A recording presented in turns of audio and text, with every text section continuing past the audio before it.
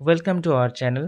৩৬তম BCS preliminary question solve সিরিজে আপনাদেরকে স্বাগতম। পর্ব ১ এবং পর্ব ২-এ আমরা গুরুত্বপূর্ণ কিছু প্রশ্নের সমাধান নিয়ে কথা বলেছি।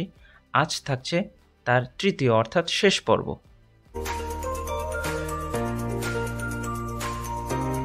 স্ক্রিনে আমরা আমাদের প্রথম সমস্যাটি দেখতে পাচ্ছি। যদি তেলের মূল্য 25% বৃদ্ধি করা হয়, তবে তেলের ব্যবহার শতকরা কত কমালে তেল বাবদ ব্যয় বৃদ্ধি পাবে না? এখানে আমরা 4টি অপশন দেখতে পাচ্ছি। এই সমস্যাটির ক্ষেত্রে আমরা কিন্তু একটি শর্টকাট ব্যবহার করতে পারি। সেই শর্টকাটটি হচ্ছে ব্যবহার কমাতে হবে 100 ইন্টু আর ডিভাইডেড বাই 100 প্লাস আর পার্সেন্ট। এখন প্রশ্ন হচ্ছে এই আর এর মানটা কত? এই আর এর মানটা হচ্ছে দ্রব্যমূল্যের বৃদ্ধি যতটুকু হয়েছে, অর্থাৎ এখানে আর এর মান হবে 25। তো এখন যদি আমরা সমস্যাটির সমাধান করি তাহলে আমরা পাবো 100 ইন্টু 25 ডিভাইডেড বাই 100 প্লাস 25। আমরা যদি এটি সমাধান করি তাহলে আমরা উত্তর পাবো 20%, অর্থাৎ আমাদের উত্তর হবে 20%। এই সমস্যাটিকে আমরা স্বাভাবিকভাবেও বা ঐকিক নিয়মেও করতে পারি, সেটিও আমরা আপনাদেরকে অবশ্যই দেখাবো। খেয়াল করুন, এখানে তেলের মূল্য বেড়েছে 25%, অর্থাৎ পূর্ব মূল্য 100 টাকা ছিল, বর্তমান মূল্য হয়েছে 100 যোগ 25, অর্থাৎ 125 টাকা। তাহলে খেয়াল করুন, বর্তমান মূল্য 125 টাকা হলে পূর্ব মূল্য 100 টাকা, অর্থাৎ আমরা বলতে পারি বর্তমান মূল্য 1 টাকা হলে পূর্ব মূল্য 100 ডিভাইডেড বাই 125 টাকা, অর্থাৎ ঐকিক নিয়মে আমরা সমস্যাটি সমাধান করছি। বর্তমান মূল্য যদি 100 টাকা হয় তাহলে পূর্ব মূল্য হবে 100 গুণন 100 ডিভাইডেড বাই 125 টাকা। এটার যদি আমরা সলিউশন করি তাহলে আমরা পাবো 80 টাকা। তাহলে খেয়াল করুন, বর্তমান মূল্য যদি 100 টাকা হয় তাহলে পূর্ব মূল্য হয় 80, অর্থাৎ 80 টাকা। আগে আমরা তেল কিনতাম 100 টাকার, সেটি বেড়ে হয়ে গেছে 125 টাকা, এজন্য কিন্তু আমরা তেলের ব্যবহার কমাচ্ছি।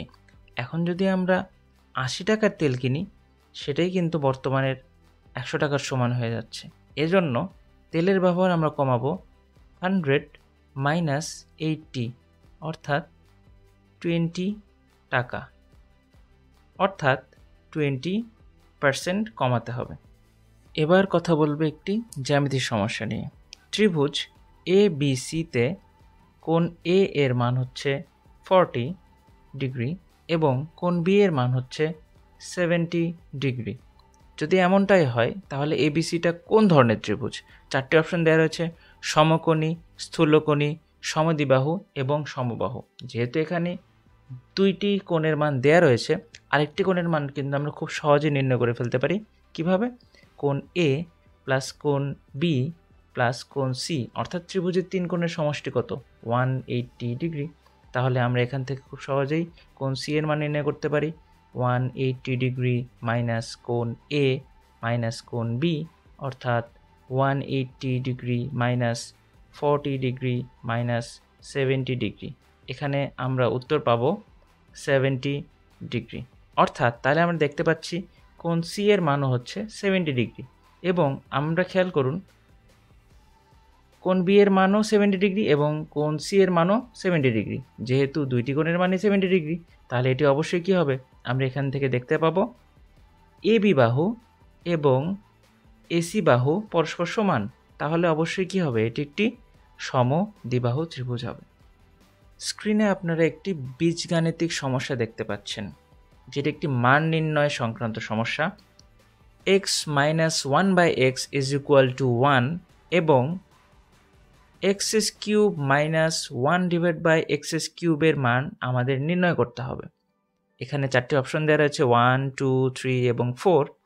আপনারা হয়তো খেয়াল করছেন, আমরা স্ক্রিনে অলরেডি একটি সূত্র লিখে রেখেছি।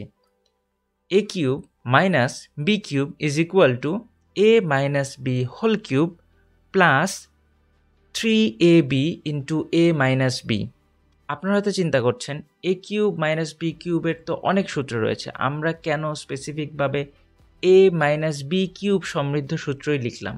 এর কারণ হচ্ছে এই জিনিসটাকে যদি আপনারা এ কিউব মাইনাস বি কিউবের সাথে কল্পনা করেন, তাহলে আপনারা এই জায়গায় যদি খেয়াল করেন, তাহলে এখানে খেয়াল করবেন এ মাইনাস বি এর মতো করে এই মানটি দেওয়া রয়েছে।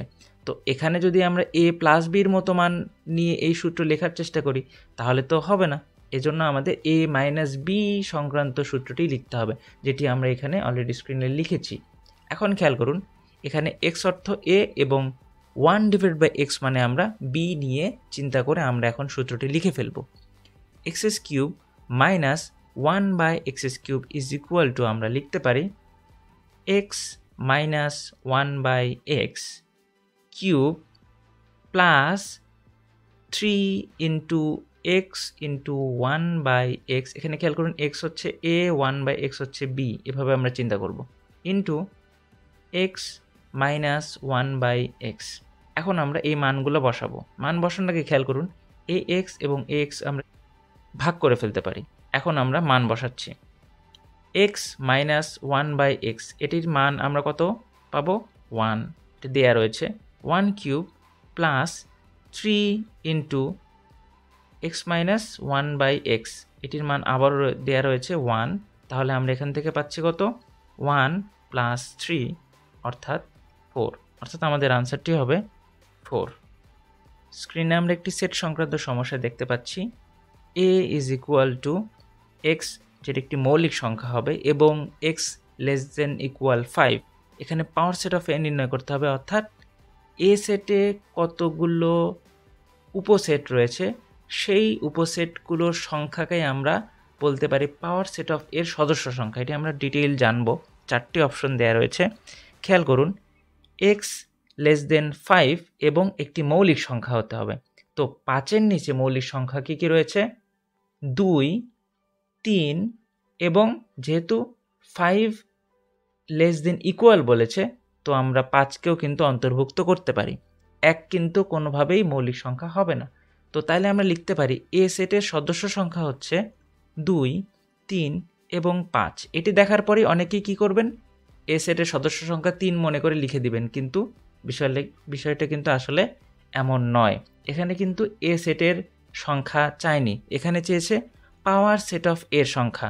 আমরা মনে রাখব পাওয়ার সেট অফ এ মানে হচ্ছে এই যে সেট, এ সেট 2, 3, 5, এই সেটটিকে আমরা কতগুলো উপসেটে ভাগ করতে পারি সেটি নির্ণয় করতে হবে।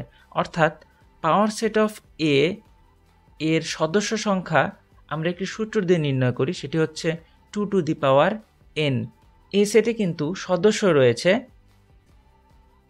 3টি, অর্থাৎ এখানে n এর মান হবে 3, অর্থাৎ আনসার হবে 2 টু দি পাওয়ার 3 অর্থাৎ 8। আমাদের ক নাম্বারটি হবে আনসার। স্ক্রিনে আমরা যে সমস্যাটি দেখতে পাচ্ছি সেটি একটি বিন্যাস সমাবেশ অর্থাৎ পারমুটেশন কম্বিনেশন সংক্রান্ত সমস্যা।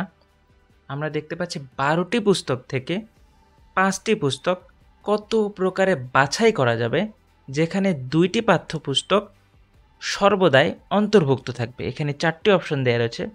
এখানে আমি প্রথমেই বলে নিতে চাই, এখানে বলা হয়েছে বাছাই করা যাবে।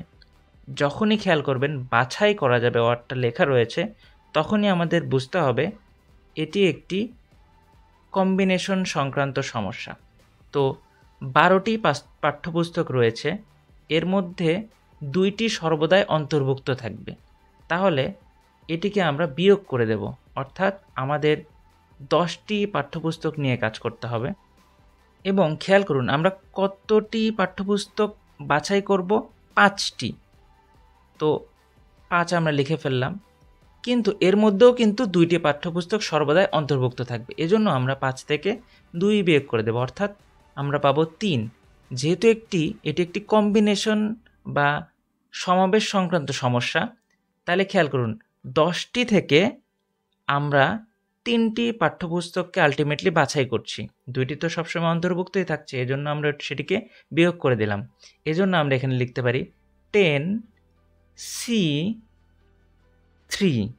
এখন 10C3কে যদি আমরা ম্যাথমেটিক্যালি লিখতে চাই, তাহলে দাঁড়ায় 10 factorial divided by 10 minus 3 factorial divided by 3 factorial। এটিকে আমরা যদি সমাধান করি তাহলে আমরা যেটি পাবো 10 into 9 into 8 into 7 factorial আমরা লিখতে পারি। আচ্ছা, এবং নিচে খেয়াল করুন 10 minus 3 factorial রয়েছে, অর্থাৎ এখানে আমরা লিখতে পারি 7 factorial এবং 3 factorial এখানে আমরা নিচে লিখে ফেললাম। তো আলটিমেটলি আমরা যদি এটি ক্যালকুলেশন করি তাহলে আমরা পেয়ে যাব 120, অর্থাৎ এখানে আমাদের সমস্যাটির উত্তর হবে 120 অর্থাৎ 120। আপনাদের সুবিধার জন্য একটি কথা বলতে চাই, এ সি বি এটিকে আমরা লিখতে পারি A factorial divided by A minus B factorial into B factorial. আশা করি আপনারা বিষয়টি বুঝতে পেরেছেন। এবং আপনাদের সুবিধার জন্য আরও একটি জিনিস বলে দিতে চাই, ধরুন এখানে লেখা আছে 5 ফ্যাক্টোরিয়াল, এর অর্থ হবে 5 ইন্টু 4 ইন্টু 3 ইন্টু 2 ইন্টু 1। দেখে ফেলুন 36 BCS কোশ্চেন সলভ সিরিজের পার্ট 1 এবং পার্ট 2। ভিডিও দুটির লিঙ্ক ডেসক্রিপশন বক্সে দেওয়া রয়েছে। আমাদের সাথে থাকুন এবং সাবস্ক্রাইব করুন আমাদের চ্যানেল। ধন্যবাদ।